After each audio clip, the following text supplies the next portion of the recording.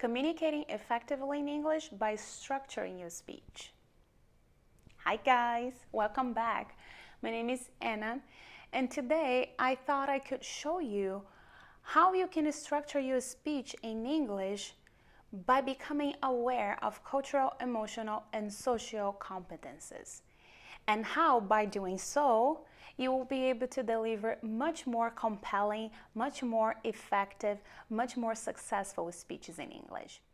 The other day I was watching a TV show called Modern Family. We get to see a very interesting interaction which is between Jay and Gloria. So Gloria's son, Manny, is driving them around trying to find a place to park, if I recall it correctly.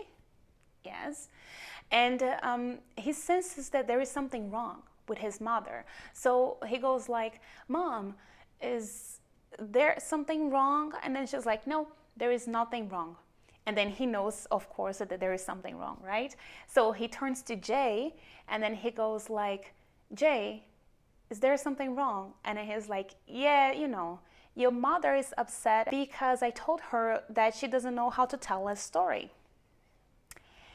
And then Gloria turns to him and says, "Well, but I know how to tell a story. I'm an excellent storyteller in Colombia." And then I was like, bingo. Even though Gloria was speaking in English, which is Jay's language, she was not able to understand or to realize that there is something more to the communication, that the words are not enough, right? Like all of us, when we are speaking English as a second language, we only think about the words. We only think about the language that is being used to communicate something, right?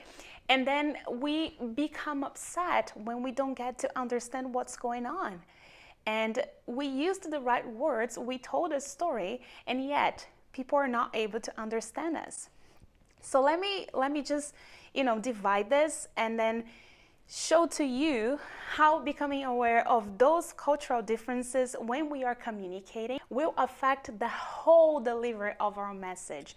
And by becoming aware or not becoming aware of those cultural aspects when we are talking, it's going to impact our emotional state, and therefore that's going to impact our social state. So let's analyze the cultural aspect in this conversation first. We have Jay, who's from USA, right? So Jay comes from an Anglo-Saxon cultural background. This is how we call it. And then you have Gloria. Gloria comes from Colombia, and then she's from a Latin American cultural background. Here, we have just two opposite ways of communicating and delivering information. So for the Anglo-Saxon cultural background, whenever we are delivering information, you have to consider 1, the information, 2, any reason for entertaining, and 3, creating rapport, which is creating connection with the person that you're talking to. Then for the Latin America background, what you have here is 1, creating rapport, then entertaining, and then delivering the information. So those two ways of communicating here, they are not only different, but they are the opposite. So when you have Gloria telling the story, she's using English, she's speaking in English, but she's not following this silent structure that exists when we have to communicate in English, right? So when we have to communicate in English, we have to consider the cultural background, both of the country and as a consequence as the language, because these two are too connected. And when she's delivering the message, of course, her message is not going to reach out to her audience effectively. Bless you. Did you hear that? Bless you. Anyways, so So now when we look at the emotional aspect of the conversation, we get to see that for Gloria, because she is using the language, but she's not aware of the impact of cultural backgrounds when we are talking, she gets frustrated. So her emotional state goes to a very dark place in which she feels upset. She starts doubting her abilities to tell a story, and she feels isolated here. To be honest, I think that's the thing that we get to see the most. She feels isolated. And while for Jay, he gets the woman speaking in English, but he's still not able to understand the story. She's taking so long to tell the story that he just loses it. And then he gets frustrated. So that's the emotional aspect of the conversation as well.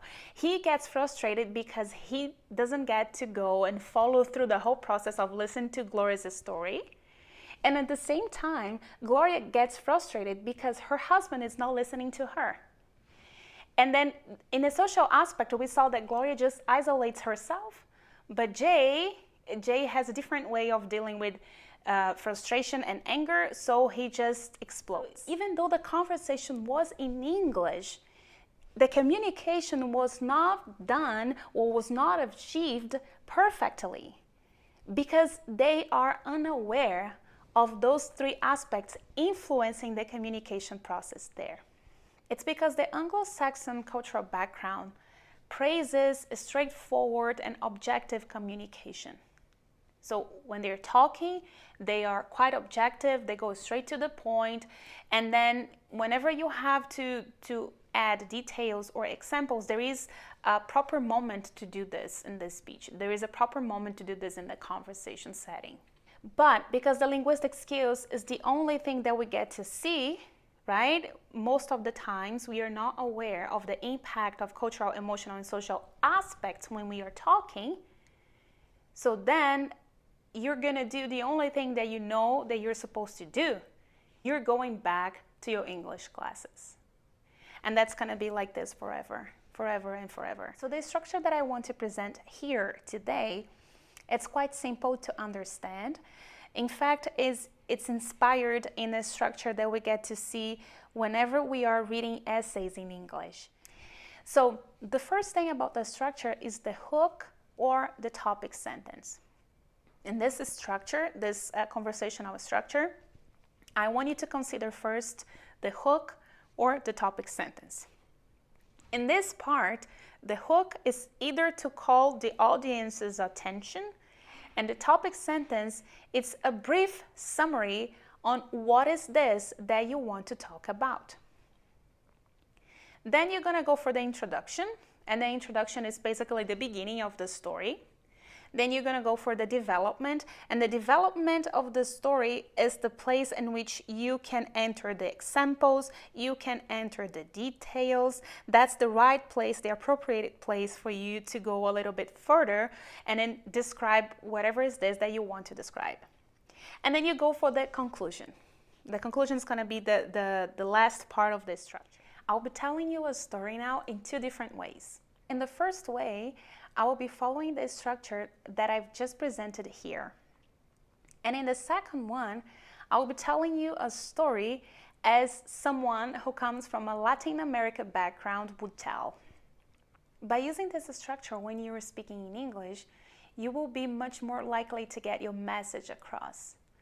Because here, you're not considering cultural background of people, you're considering the cultural background of their own language. And Anglo-Saxon languages have a different way of being structured and therefore a different way of being understood. So let's do this. Oh my God, you're never gonna guess what happened to me on my way to work. There was a naked guy on the subway. Yeah, you know, regular day. Left my apartment, hopped on a train, and then there I was on my way to work, and suddenly this guy just stands up, takes off his pants, and then he starts jiggling the banana away. Yeah, he was just singing switch, switch, by Katy Perry, and then people started feeling uncomfortable. So one lady just stood up, and then she walked to the cabin, to the place where the conductor is, and then she talked to the conductor. He stopped the train, and then he made that announcement in the speaker. And we were just there, like the guy was dancing, and then I was waiting, and suddenly the cops arrived, and they took the man away. Can you believe that? And then you would have the second way of telling the story, which is the Latin American way. They would say something like this: I woke up this morning, right? Went to the bathroom, brushed my teeth, grabbed my coffee. It was not kind of a good idea, because coffee and toothpaste, it's not a combination that I would recommend. But anyways, so there was walking to the subway. When I got there, no money on my Presto card. Then I went to the machine, recharged my card, then got in. And then, that was a very, very strange way of starting the day. And then I should have known that my day wouldn't go perfectly, or at least my morning would go perfectly, right? Because my day is still happening. And it's not like someone who comes from a Latin America cultural background cannot be straightforward. It's not like they cannot be objective. They can.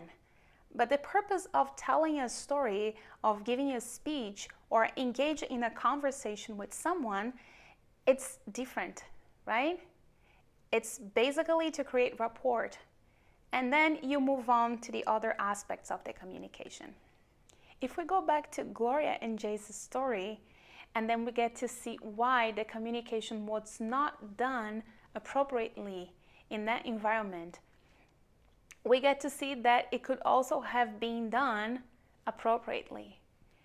Had Gloria known that she could have used this structure to deliver her message, right? And if you are aware of cultural differences, not only because you have to live with people from different cultural backgrounds, but because the cultural differences also interfere in your communication process, and if you are aware of it, you are able to leverage it. Because you're able to leverage cultural differences when you're communicating, and then you're not doubting your linguistic skills anymore, and then you feel good about yourself, what's gonna happen is that because you feel good about yourself, you're gonna start feeling like you want to open up, that you want to engage in conversations, that you want to participate in discussions, and then deliver your message effectively. So that's gonna be it.